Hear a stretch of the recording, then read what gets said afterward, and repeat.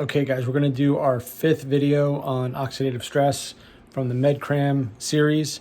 And this is the 2nd video that we're starting from MedCram, so it's a continuation. And I will begin by showing you the first minute or two. Here we go. So this is the picture that I want you to ingrain in your mind. Here we have oxygen on the left-hand side, and at every step we're adding another electron. In other words, we're reducing the oxygen until finally we get to the molecule water. These reactive oxygen species like superoxide right here, and hydrogen peroxide, and this hydroxy radical, these are the things that can cause oxidative stress, and your body has in place mechanisms to get rid of it. It's important here with superoxide dismutase, both 1, 2, and 3, that require certain elements like zinc, copper, and manganese, takes this superoxide molecule and converts it into a oxygen and a hydrogen peroxide. This hydrogen peroxide molecule is reduced further to water using glutathione peroxidase here. And glutathione peroxidase is recharged, and that is recharged by a number which needs an iron cofactor, can take hydrogen peroxide and convert it back into oxygen and into water. Now you should know that these antioxidant systems can be overrun, and in certain types of conditions, like we've talked about, diabetes and hypertension and elevated weight, BMI, these can be overrun. And so the question is what happens with COVID-19 infection? Because as we found out, this is indelibly linked to ACE2 and angiotensin 2. But I will stop there for a moment. So by the way, Jordan's with me again. So just to reiterate, we actually had the picture up here. I'll put it back up. Oxidative stress, superoxide, hydrogen peroxide. We have these reactive oxygen species, ROS, that we're talking about. And you heard him say type 2 diabetes, hypertension, excessive weight. If you want to maximize your reactive oxygen species, that's the way to go. You'll notice that all of these things are linked. So as a general rule of thumb, super simple. The elephant in the room, no pun intended, when it comes to high blood pressure is almost always body weight. The heavier you are, the higher your blood pressure. Now let's just think about why that would be. And this is the biggest thing that is just not appreciated enough. And I really wish, like as amazing as the MedCram videos are, you got to remember they're talking to doctors. But I often find that even doctors don't appreciate the simple conversation. Like the most obvious thing in the world to tell your patient is to explain to them why their blood pressure is high. Meaning, yes, body weight really matters, but why does body weight matter? Because if you're asking your heart to pump into a larger body, what do you think your body's natural response would be? To raise pressure, right? So it's like if you have a fire truck and you want to put out a fire, right? Well, the bigger the hose, the more pressure you need. The bigger the hose, the more pressure you need. Well, the bigger the body, the more pressure you need. So you may stop and ask yourself, if you're smart, and go, well, geez, if my body's really big, should I really be lowering my blood pressure, or is my body actually reacting to a scenario that I've created? Meaning the intelligence of my body is saying, boy, we better raise the blood pressure on this body because instead of weighing 192, I weigh 275. Now, are there consequences to high blood pressure over time? Absolutely. What I am saying, though, is that by lowering your blood pressure in a body that remains 275, and you keep saying 275, and you're under the impression, oh, my blood pressure is 120 over 180 now because I'm on this blood pressure medicine, and you think you're good, you're wrong. Because all of the problems that go along with not fixing the underlying issue, you will begin to suffer from being on your blood pressure medication. And if you're unfamiliar, just take a step back if you're on your blood pressure medication, and I can ask you a bunch of questions, especially guys. Things like, how's your sex life? Things like, how much energy do you have? Things like, how tired do you get? So again, if life is about, being engaged and being strong and being energetic, is that the life you want to live, or do you just want to fix the underlying problem? The point here, guys, is that all of these things, when it comes to oxidative stress, reactive oxygen species, COVID-19, and all disease, they're all interrelated into one thing almost. Some of it's genetic, some of it's environmental, right? Some of it has to do with, maybe a catastrophe that happened in your life, a car accident or this or that. But most of the time, guys, we're just eating way too much food. And there's 100 different ways to say this, but we have to eat less food and get way more nutrient dense. So when you hear things like high blood pressure, type 2 diabetes, and body weight being heavy, it's all from the same thing. We're in a society that is self-indulgent. You agree with all that? Okay. All right. So we'll continue along this this train of thought here, and just follow the signs, and we'll break it down a little bit further. Let's do it. I want you to focus on this superoxide molecule because we're going to talk more about that now. So I'm going to blow this up a little bit. We have oxygen here, and it's going to have an electron added to it, and that's what you get, superoxide. And then if you add another electron to it, you'll get hydrogen peroxide. And you should know that the enzyme here is NADPH oxidase. This is found in various parts of the body. It can be found in neutrophils as well. This here is known as superoxide. And this is a reactive oxygen species. So what we know from the renin-angiotensin system is that angiotensin 2 is converted into angiotensin 1,7. And that's done by an enzyme called ACE2.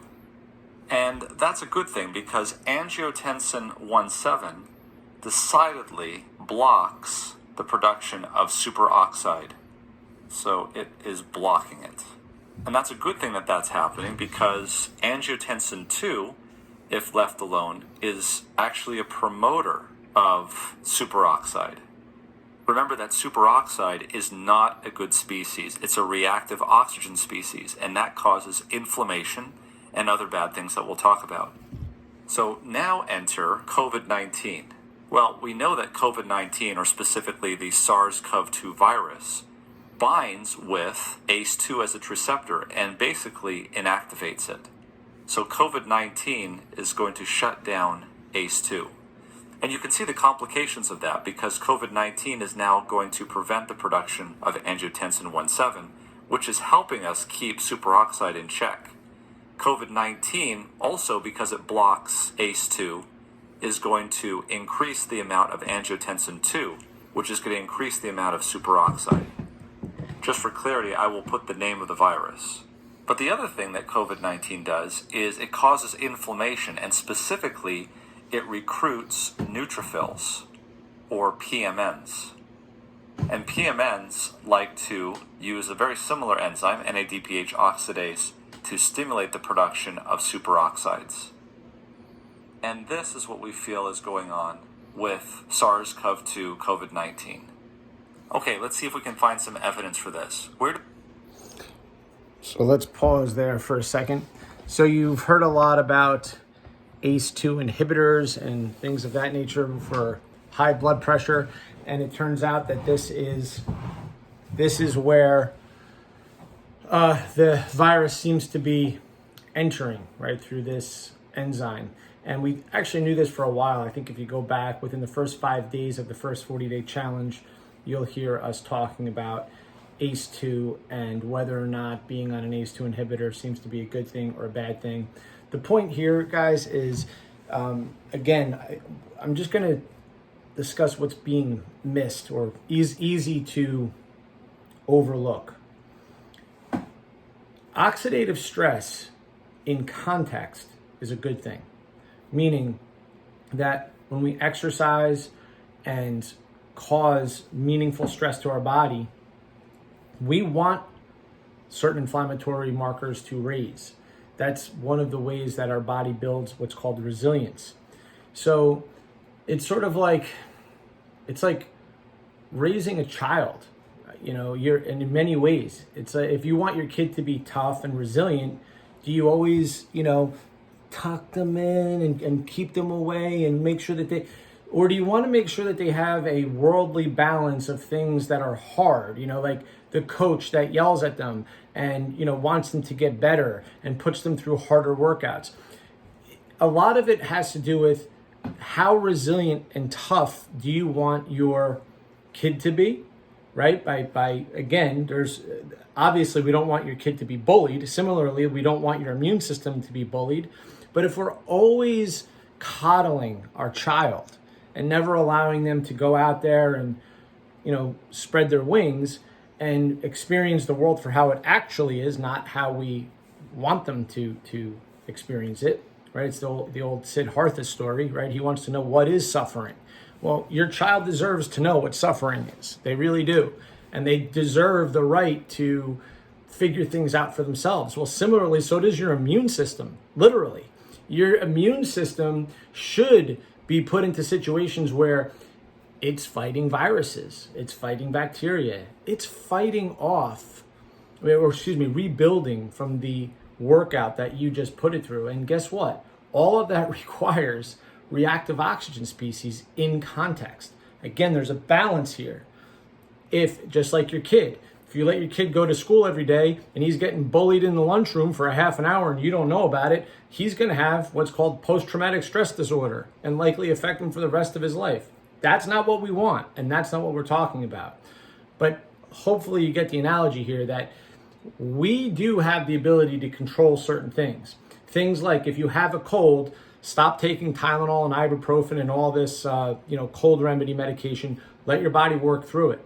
After a workout, if you're a little sore, stop taking all the Tylenol and ibuprofen. Let your body recover. Okay, so context is everything. Context is everything. So when you listen to the video, you'll hear reactive oxygen species as if like it's cancer. It's not. It's one of the natural things that your body does in order to get stronger. Anything to add to that? Is that? It's accurate. I mean, like you can draw the direct analogy. When you create reactive oxygen species, it is kind of like working out your antioxidant defense system. Like you create more oxidation to make the antioxidant defense system stronger. It's the same thing with sauna bathing. When you go into a hot room, naturally, oxidation happens much more quickly at higher temperatures. It forces your body to produce things to prevent that oxidative stress, so you create heat shock proteins, which are antioxidant defense proteins. So there is a direct analogy there between working out and, your immune system. In the past Q&A, I discussed how so many of you are new, and so we assume that you know the benefits of sauna bathing, and some of you don't. So briefly, Jordan, why don't you explain what does some of the research show us about the benefits of sauna bathing? And again, just, I know you already said it, but just briefly explain again, why is it beneficial? How is it beneficial biologically? And how often maybe should we do it? And what should we look out for? Yeah, a lot of the research on sauna bathing is actually in like Russia and Finland and like other Nordic countries because it's cold there. So a lot of people are going sauna bathing pretty much year round. It's not even too hot in the summer to go.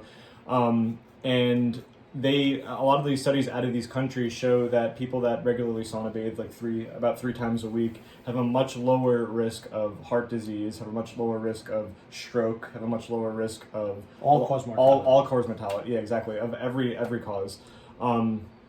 So we know there's benefit there. We know that there's some type of, it's kind of like passive cardio in a way. You're raising your heart rate just sitting there because your heart is working harder to, keep you alive in that hot temperature. And because of that, first of all, you get the benefits of cardio. You dilate your blood vessels, so you're lowering your blood pressure by sitting in there. You're getting the benefit of the heat shock protein. So when your body is exposed to a lot of heat, it can signal that there's going to be DNA damage to your cells, or even just like structural damage to your cells, because high temperatures can change the shape of enzymes. It's called denaturing, and your body really doesn't want that to happen. So it creates these proteins called heat shock proteins in response to that are not only antioxidant proteins, but they're also something called chaperone proteins, where they help the proteins stay folded even in an environment where they normally wouldn't. So yeah, you get the benefit of having these heat shock proteins, you get the benefit of the cardio, you get the benefit of the lower blood pressure. It's a pretty all-around good thing to do. If you follow the MedCram series, you'll hear that he actually was talking about sauna bathing many, many times in the video. He also talks about the use of cold therapy, and although he doesn't say it, cold therapy is also upregulating through heat shock protein. He doesn't say it, but there's real benefit in the browning of fat, which is mitochondrial health. So he talks a lot about sauna bathing and cold work, but he doesn't go much into what we know about the benefits, other than the fact that it is a way to bolster your immune system.